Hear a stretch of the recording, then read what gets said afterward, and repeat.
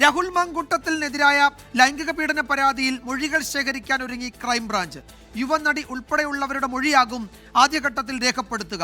അതിനിടെ യൂത്ത് കോൺഗ്രസ് സംഘടനാ തെരഞ്ഞെടുപ്പിൽ വ്യാജ തിരിച്ചറിയൽ കാർഡ് ഉപയോഗിച്ച കേസിൽ ക്രൈംബ്രാഞ്ച് വ്യാപക പരിശോധന തുടങ്ങി. ഒരേ സമയം ക്രൈംബ്രാഞ്ചിന്റെ രണ്ട് വ്യത്യസ്ത വിഭാഗങ്ങൾ രണ്ട് വ്യത്യസ്ത കേസുകളാണ് രാഹുൽ മാങ്കൂട്ടത്തിനെതിരെ അന്വേഷിക്കുന്നത്.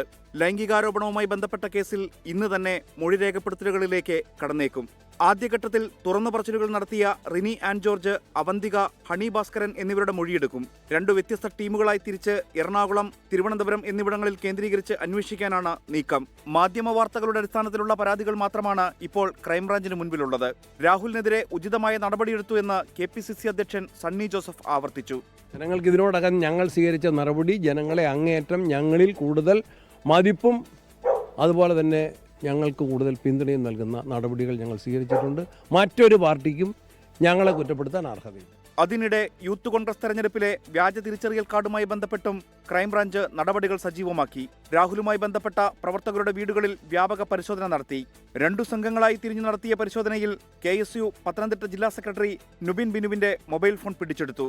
കേസിൽ നാളെ ചോദ്യം ചെയ്യലിന് ഹാജരാവാൻ രാഹുലിന് ക്രൈംബ്രാഞ്ച് നോട്ടീസ് നൽകിയിട്ടുണ്ട്. 24 തിരുവനന്തപുരം.